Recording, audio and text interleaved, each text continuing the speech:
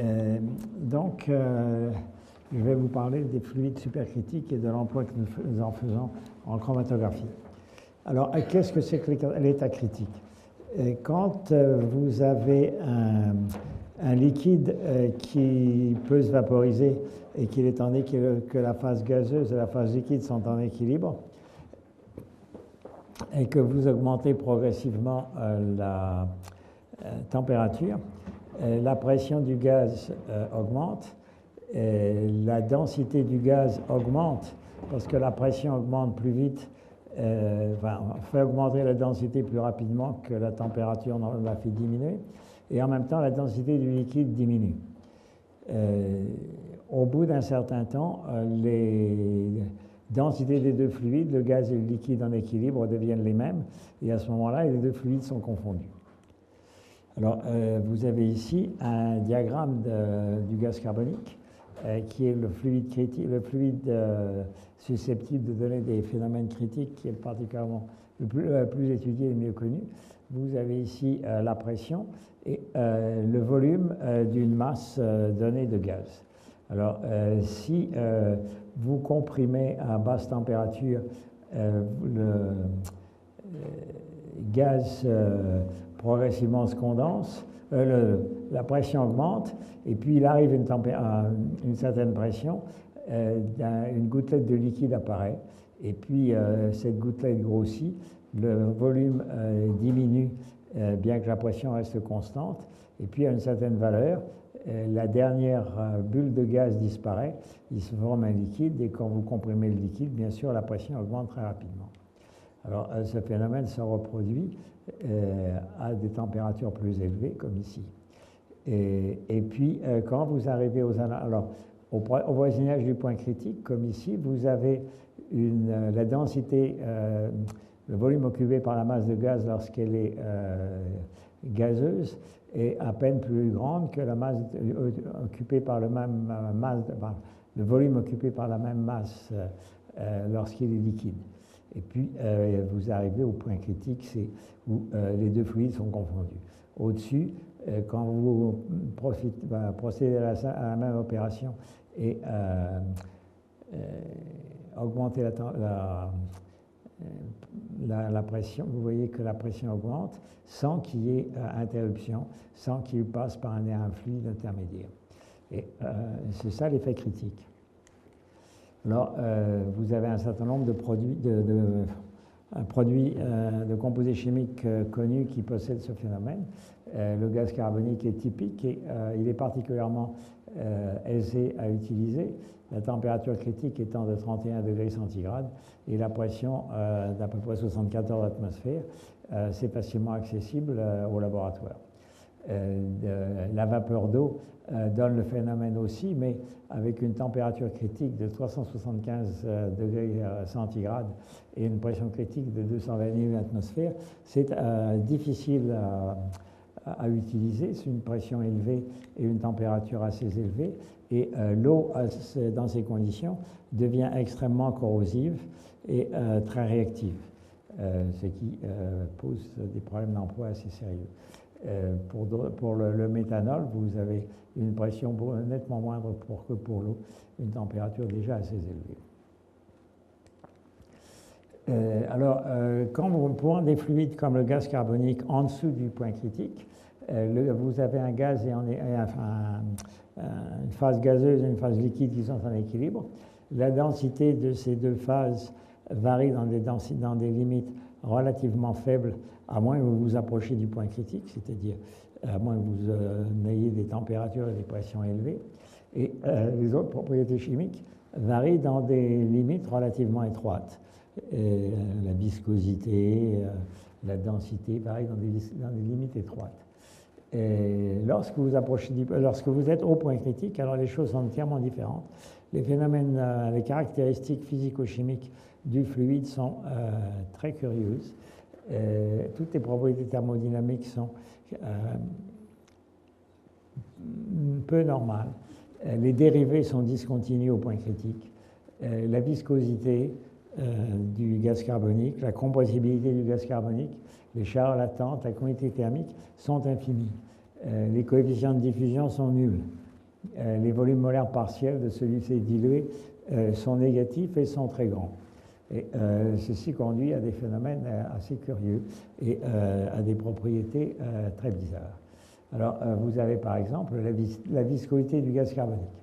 Alors, ce que je vous montre ici, c'est un diagramme de la viscosité réduite, c'est-à-dire le rapport de la viscosité réelle dans à la pression et température considérée à la viscosité critique. Et vous voyez que dans la région du point critique, c'est-à-dire aux environs d'une température réduite, par exemple, aux alentours d'une température réduite de 1 et sur la courbe avec une pression réduite de 1, c'est-à-dire ici au point critique, dans ce voisinage, vous avez une variation de la viscosité qui est considérable. Cette variation est importante dans cette région. La région du point critique, la région qu'on considère généralement dans les applications, c'est entre à peu près ici, dans ce rectangle ici.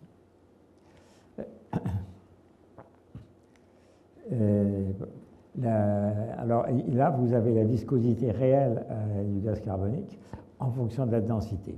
La densité critique est aux alentours de 0,5 par ici. Et vous voyez que la viscosité dépend essentiellement de la densité du gaz carbonique. Elle ne dépend pas de la température et de la pression nécessaires pour obtenir cette densité.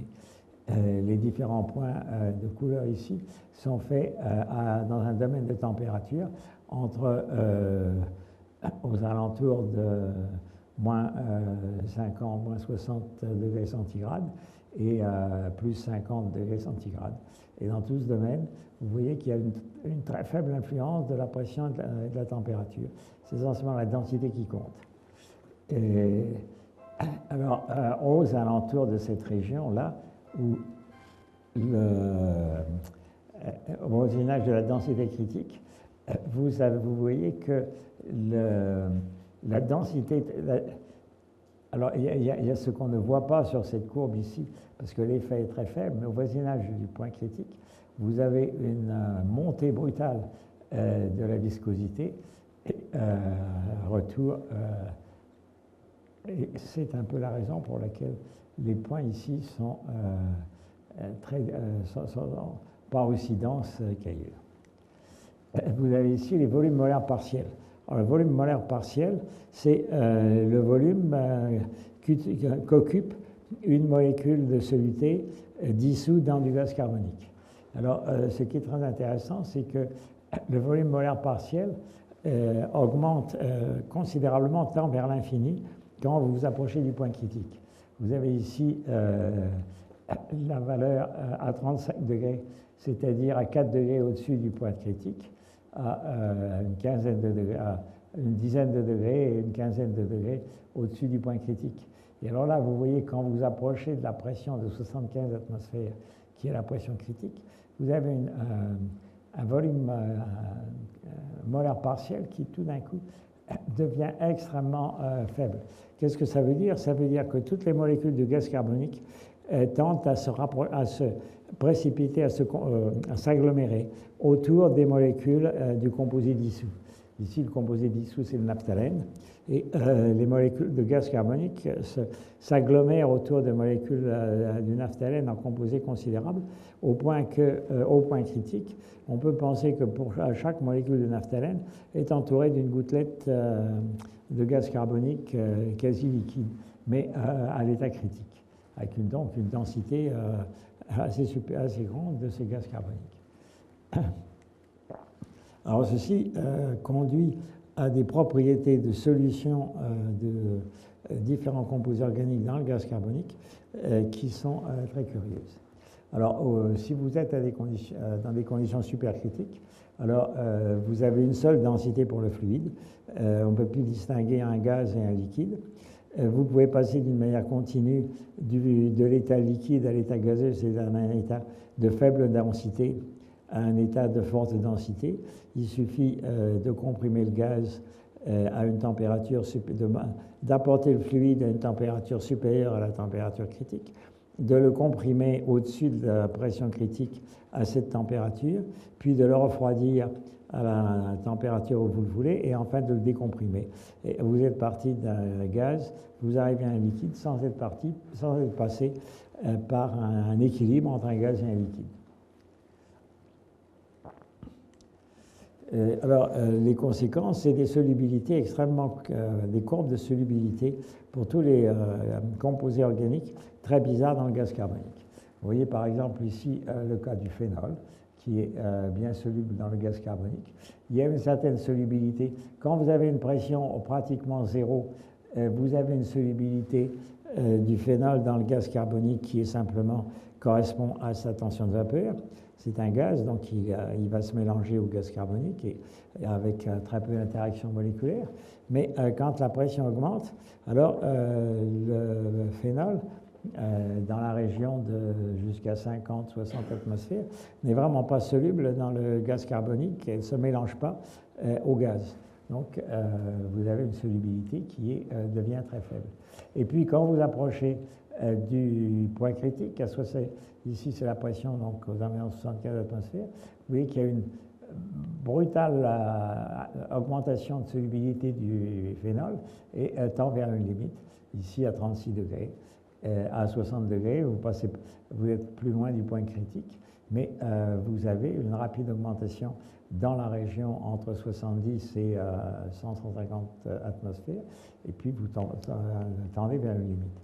Alors ceci donne des propriétés extrêmement curieuses qui vous permettent de faire des extractions sélectives par le gaz carbonique. Alors c'est une des grandes applications industrielles actuelles du gaz carbonique, c'est de faire des extractions de composés. Par exemple, la caféine est très soluble dans le gaz carbonique et vous pouvez extraire la caféine du café en traitant les grains de café par le fluide supercritique.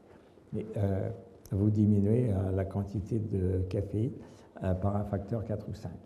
Ce n'est pas une décaféination complète, bien sûr, mais la concentration est considérablement diminuée. Vous pouvez ainsi extraire des graisses de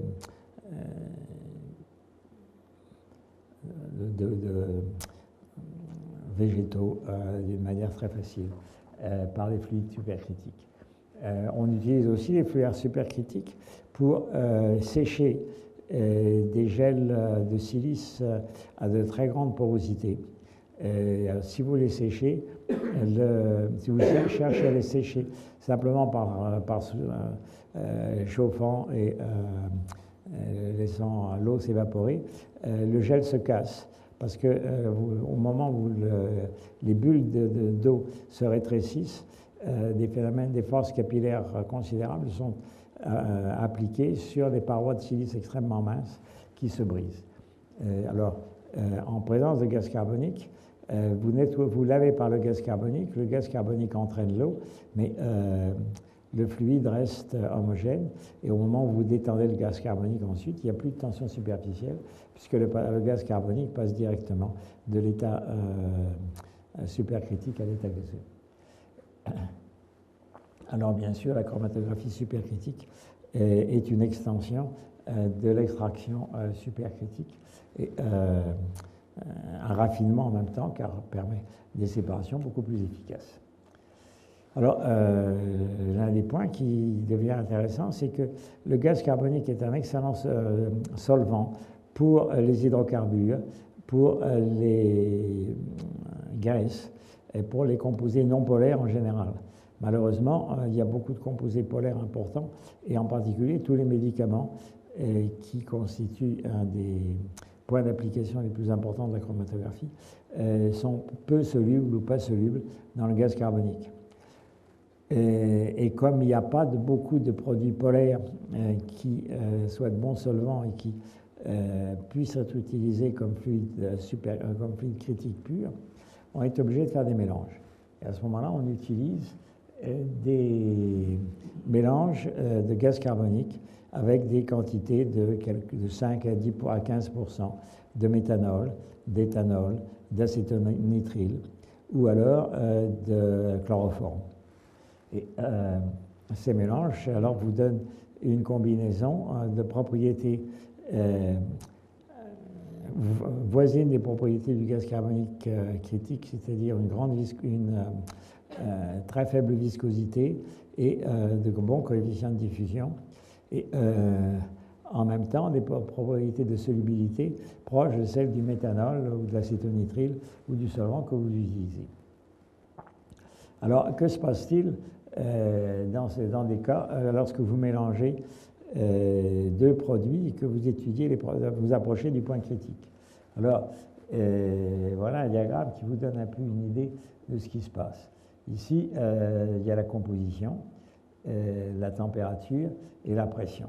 Alors, si vous partez du gaz carbonique pur, 0% de méthanol, vous avez à la température de 0 degré, vous avez une faible pression de vapeur. La pression de vapeur augmente quand la température augmente, et puis vous arrivez ici au point critique. Et au-delà, il n'y a plus de fluide.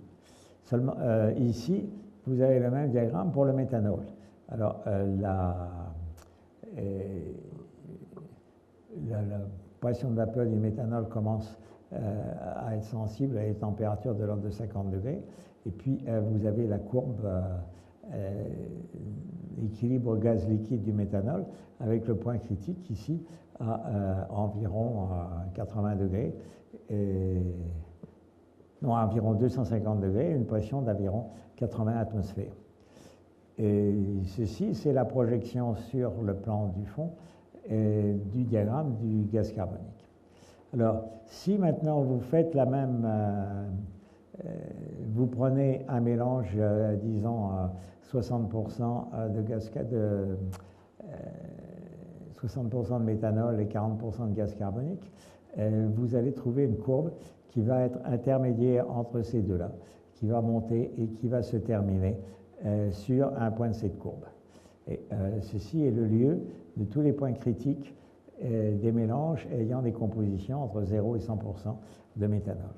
Alors ici, pour différents produits, essentiellement des alcools légers, alcool de l'éthanol à l'octanol, vous avez le lieu critique avec au départ ici le point critique du méthanol se trouve ici à des pressions d'environ 75 et une température de 30 degrés. Et à partir de là, vous avez les diagrammes pour différentes concentrations de méthanol. Et à la fin, ici, vous avez les coordonnées critiques des fluides correspondants. Alors, chromatographie supercritique est un des grands domaines d'application des phénomènes critiques et des fluides critiques. Alors, les propriétés importantes pour la chromatographie, c'est la densité. Alors, la densité pour les gaz, c'est de l'ordre 10-3 grammes par millilitre.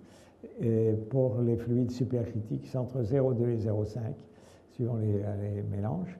Et pour les liquides, ce serait plutôt entre 0,6 et 2, et encore que la plupart des liquides organiques ont des densités comprises entre 0,7 et 0,9. Les coefficients de diffusion, c'est de l'ordre de 10-1 cm² par seconde pour les gaz. Pour les fluides critiques, c'est nettement plus faible, c'est de l'ordre de 10-3. Et pour les liquides, c'est de l'ordre de 0,2 à 2, 10-5. Donc, vous voyez, la diffusion, les coefficients de diffusion sont intermédiaires. La viscosité, pour les gaz, la viscosité est aux alentours de 10-4 centipoise. Pour les liquides, elle serait de 0,2 à 3 centipoise. Et pour les fluides supercritiques, elle est assez voisine de celle des gaz, aux alentours de 3 à 10-4 centipoise. Donc, vous voyez que la viscosité est presque la même en chromatographie en phase gazeuse et en SFC. La diffusion est beaucoup plus grande en SFC qu'en HPLC. Et la densité en SFC sera comparable à la densité en HPLC. Alors, ceci conduit à penser qu'on a des propriétés intermédiaires Mais malheureusement, vous ne pouvez pas combiner des grandes densités et des grandes solubilités avec des grands coefficients de diffusion. Et quand vous avez des grandes densités pour les fluides supercritiques, alors vous trouvez de faibles coefficients de diffusion, et inversement. Donc on va être limité dans les conditions d'emploi. Alors, je vous l'ai dit tout à l'heure, la viscosité est contrôlée essentiellement par la densité. Et comme la viscosité est très importante en chromatographie, parce que c'est ça qui détermine les conditions d'emploi, la facilité avec laquelle vous allez pouvoir faire un courant de phase mobile percolant à travers la colonne, c'est sur la densité qu'on va se baser. Et vous voyez qu'il y a trois régions. Il y a une région ici dans laquelle la pression est élevée et vous voyez que les densités varient régulièrement de 0,8 à 1,1 g par millilitre. Et les courbes d'isodensité sont régulièrement réparties entre les deux et varient d'une manière relativement lente. Et la deuxième région, cette densité, dans laquelle la densité est nettement plus faible, descend de 0,7 à 0,2, et surtout les écarts, la variation de la densité avec la pression devient beaucoup plus rapide, et surtout la région ici autour du point critique devient est particulièrement difficile à utiliser parce que dans cette région, la densité varie très vite avec la pression, varie aussi avec la température, et vous avez des phénomènes qui deviennent gênants.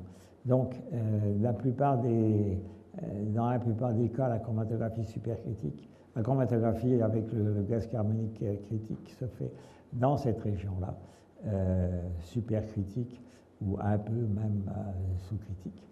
Et cette région-là a des températures élevées au-delà de 350 degrés K, c'est-à-dire au-delà de 70-80 degrés centigrades, est utilisée aussi, et vous pouvez vous combiner là une solubilité non négligeable, relativement importante, et une grande fluidité du gaz carbonique.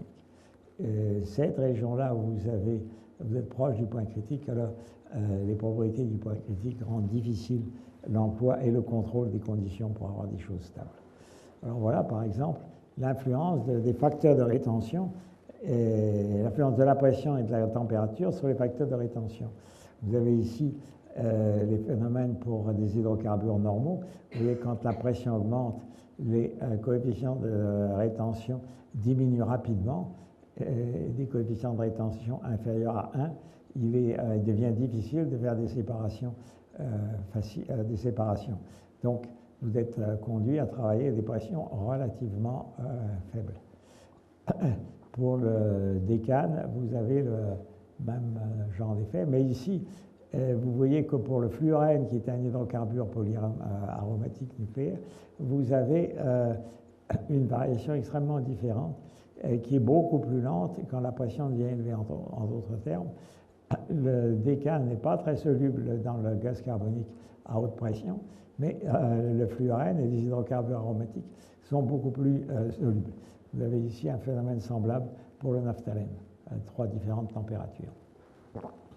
Alors, je vous ai tout à l'heure dit que la densité était ce qui contrôlait la viscosité, beaucoup plus que la pression et la température prises séparément.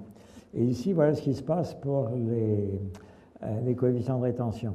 À gauche, vous avez l'influence de la pression seule, à deux températures, 30 et 40, ou 50 degrés, 40, 50, 40, 50, pour différents hydrocarbures, du décane au squalane. Squalane, c'est un hydrocarbure en C30, avec 6 isoprènes et saturés. Et vous voyez que là encore, vous avez une variation considérable des courbes dépendant avec la température. Par contre, si vous portez le logarithme du facteur de capacité en fonction de la pression, de la densité, vous voyez que la température a un effet, mais un effet qui est vraiment faible et que vous pourrez négliger en première approximation. Et alors, on parlait de la rétention, on parlait des efficacités. Vous voyez que l'efficacité varie d'une manière considérable avec la densité. Vous voyez, l'efficacité devient faible. L'efficacité ici est caractérisée par la hauteur équivalente à un plateau théorique. Donc, plus h est grand, moins la colonne est efficace. Et vous voyez qu'il y a deux phénomènes importants ici. D'une part, il y a la densité critique qui fait que vous avez intérêt à travailler avec des densités relativement élevées pour avoir de faibles valeurs du HTTP. Mais que d'un autre côté, l'influence de la concentration du soluté dans la phase mobile va affecter considérablement le HTTP. C'est un phénomène qui n'a pas lieu en chromatographie en phase liquide. En chromatographie en phase liquide, vous auriez des courbes qui seraient plutôt comme celle-ci, sans ce maximum, mais ce serait beaucoup plus... les pans seraient beaucoup plus faibles. Alors, c'était avec les colonnes, previous slide correspondait à des particules relativement grosses. Ici, vous avez des particules de 5 microns et l'influence de la densité, la variation de l'efficacité de la colonne en fonction de la vitesse de la phase mobile a des densités. Et vous voyez que quand la densité tend vers la densité critique, alors l'efficacité devient très médiocre à haute vitesse. Alors que si vous avez une densité nettement plus grande, l'influence est diminuée. Alors, les avantages de la séparation avec fluide supercritique, c'est que les facteurs de rétention varient considérablement avec la densité. Et ces coefficients de variation vont être très différents selon les produits. Alors, si vous séparez des mélanges dans lesquels vous avez des composés assez différents les uns des autres, vous pouvez, en changeant la densité du fluide, varier considérablement non seulement les facteurs de rétention, mais les rapports des facteurs de rétention.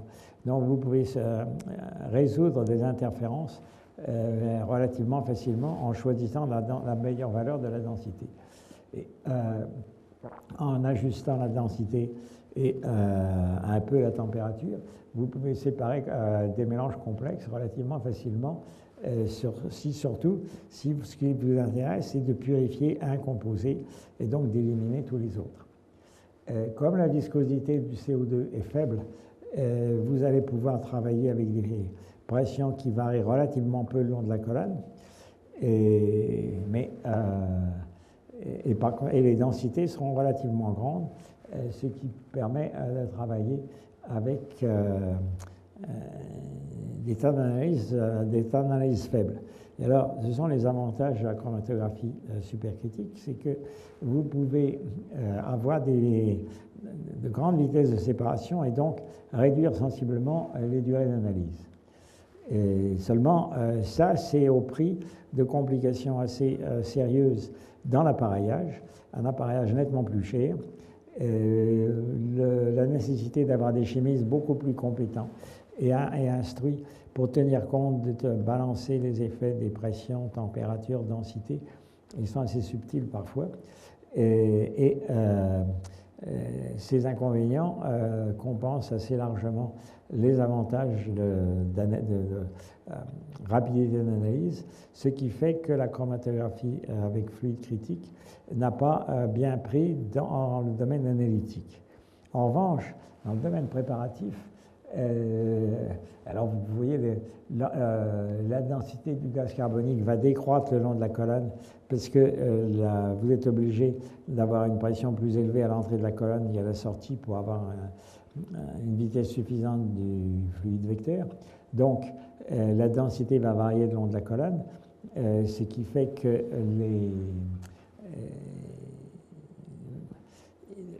l'effet de la vitesse va être difficile à contrôler parce que le facteur de capacité varie le long de la colonne.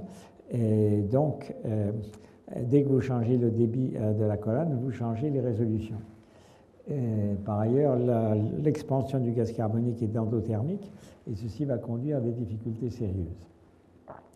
Alors, il est difficile d'utiliser des colonnes remplies avec les particules modernes qui ont des dimensions extrêmement faibles, de l'ordre de 1,7 à 3, de 1,5 à 3 microns, et parce que les pressions, les pertes de charge, les pressions le long de la colonne varient beaucoup trop. Alors, je vais vous montrer quelques chromatogrammes qui vont illustrer certaines de ces difficultés. Alors, il y a deux figures qui contiennent chacune 4 chromatogrammes. C'est la séparation de l'anthracène et du pyrène, qui n'est pas une séparation vraiment difficile, non? Et alors, vous avez 4 chromatogrammes. Les deux du haut, à gauche, c'est très sous-critique et à droite sous-critique. Celui du bas à gauche est critique et celui du bas à droite est supercritique. Alors voilà, et vous voyez ici la difficulté, le chromatogramme critique avec dans des conditions proches des conditions critiques, avec des difficultés, des pics qui sont élargis, considérablement élargis par rapport à ceux obtenus avant et après, et de graves fluctuations dans la réponse du détecteur. Et puis ici, vous avez une densité nettement supérieure. Alors là, vous êtes dans des conditions qui sont sous-critiques, mais pas très loin des conditions critiques, mais cependant avec une pression et une température assez sensiblement supérieures. Alors, le gros problème actuellement, c'est l'expansion du gaz carbonique le long de la colonne. Si vous voulez travailler dans des conditions qui sont les plus avantageuses pour faire des séparations rapides et des séparations préparatives, alors il vous faut travailler, il vous faut même maîtriser le problème de l'expansion thermique. Vous avez ici 3 analyses d'un mélange de méthane ici, et puis les 4 composés sont l'octadécane, le tétradécane, le pentadécane et l'octadécane. Et vous voyez ici, la séparation est faite avec une densité de 1,5, une densité réduite de 1,5, c'est-à-dire une densité de l'ordre de 0,8, et vous avez une excellente séparation. Si vous travaillez avec une densité voisine de la densité critique, une densité réduite de 1, alors vous avez ici 2 exemples. Quand la colonne est entièrement isolée thermiquement, donc l'expansion du gaz carbonique le long de la colonne est sensible. Il y a une absorption de chaleur, donc le gaz sort nettement plus froid qu'il n'entre, mais le gradient thermique est essentiellement axial.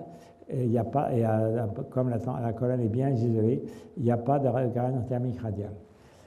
Ici, au contraire, la colonne n'est pas isolée thermiquement, ce qui est le cas le plus général en pratique, et vous voyez que les pics sont sévèrement déformés. Et ici, vous avez les courbes de HETP, en fonction de la vitesse du gaz, dans les cas correspondants, avec une forte densité du fluide vecteur, et ici une faible densité du fluide vecteur, une densité critique et pas d'isolement thermique. Alors ici, voilà la variation de la température à travers la colonne en fonction de la largeur du diamètre, la température en fonction du diamètre et le long de la colonne. Alors à l'entrée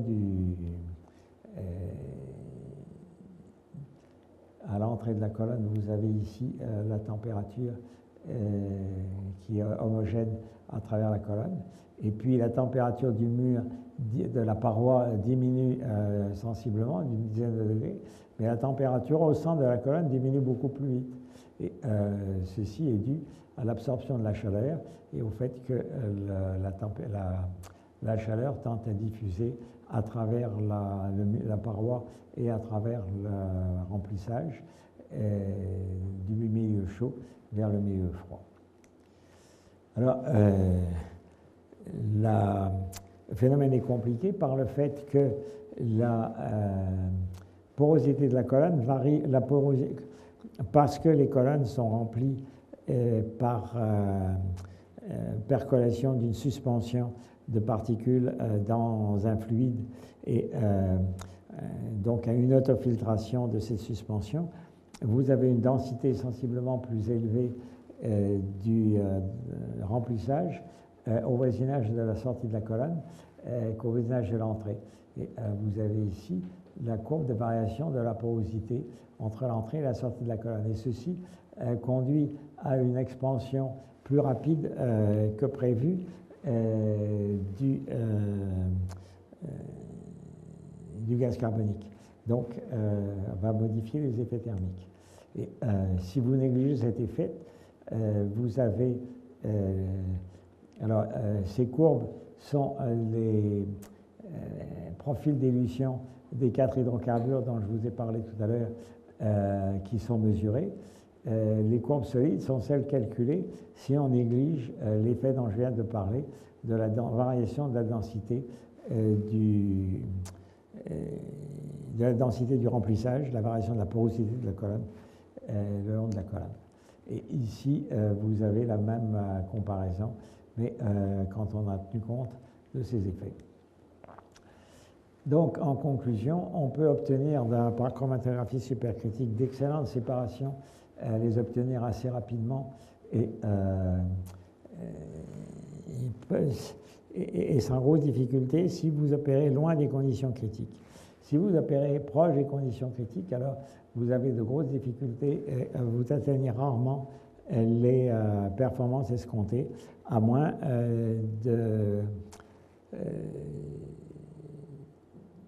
contrôler très sérieusement les échanges thermiques entre la colonne et entre l'extérieur et le centre de la colonne. Et la variation des propriétés des colonnes avec la densité rend difficile l'emploi de fines particules. Cependant, comme on est maintenant capable de